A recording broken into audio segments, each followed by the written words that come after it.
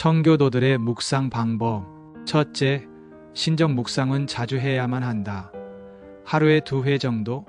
시간이 허락되면 하루에 적어도 한 번은 바쁜 지도자였던 여호수아처럼 주야로 하나님의 율법을 묵상했던 것을 기억할 수 있다. 삼위일체 하나님과 그의 진리를 묵상하면 할수록 우리는 그와 친밀함을 느낄 수 있다. 묵상간의 시간이 길어질수록 그 효과를 보기 어려울 것이다.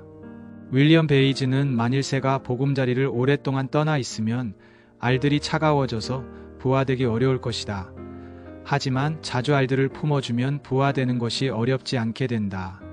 이처럼 오랫동안 종교적 임무를 게을리하면 우리의 애정도 식어지고 냉랭하게 되어 거룩하게 사는 것이나 영혼의 위로도 얻기 쉽지 않을 것이다. 두 번째, 묵상을 위한 시간을 정하라고 청교도들은 권한다.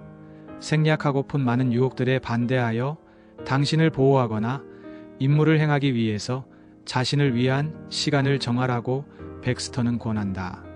아침 일찍은 가장 유용한 시간이지만 묵상은 나머지 날 동안을 잘 대처할 수 있다. 저녁도 좋은 시간이다.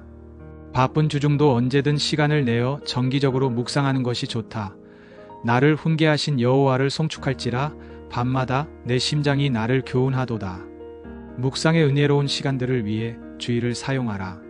웨스트민스터 신학자들은 회중이 공적으로 엄숙한 모임을 가지는 사이나 아니면 후에 시간이 남게 될 때 설교를 읽고 묵상하고 그리고 되새기라고 권한다. 토머스 가우지는 신정 묵상의 이런 임무의 달콤한 맛을 보았다면 잡담하는 시간이 없을 것이고 주일에 설교 듣는 일에 게으르지 않을 것이다.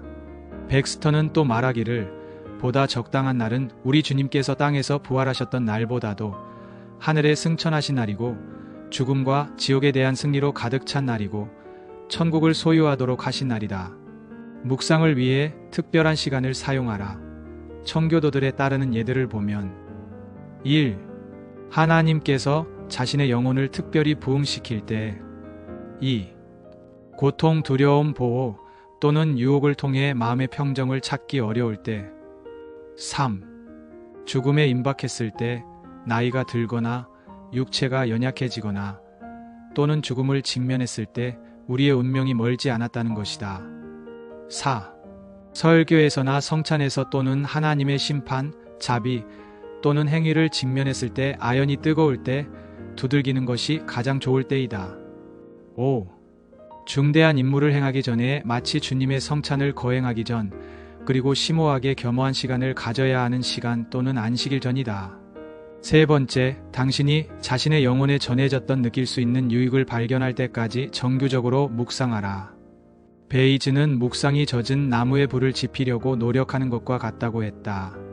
계속적으로 행하는 사람들은 불을 지필 수 있을 것이다. 묵상을 시작할 때 먼저 얼마간의 연기가 나거나 불꽃이 가끔 일어나기도 할 것이지만 마침내 하나님께로 향해 올라가는 거룩한 애정의 불꽃이 있을 것이다. 그래서 베이즈는 불길이 하늘로 올라갈 때까지 라는 표현을 사용한다. 불길이 올라가지 않을 때도 있을 것이다. 반드시 일어나지 않을 수 있다. 게으름이나 영적 무력에 빠지지 말아야 한다. 마귀는 이런 두 가지 방법을 이용할 것이다고 멘터는 말하면서 사탄은 그 두 가지를 이용하면서 당신의 영혼을 고문할 때 하나님의 일이 속박이라고 느낄 것이다. 대부분의 청교도들은 묵상에 많은 시간을 보내라고 권하지는 않았다.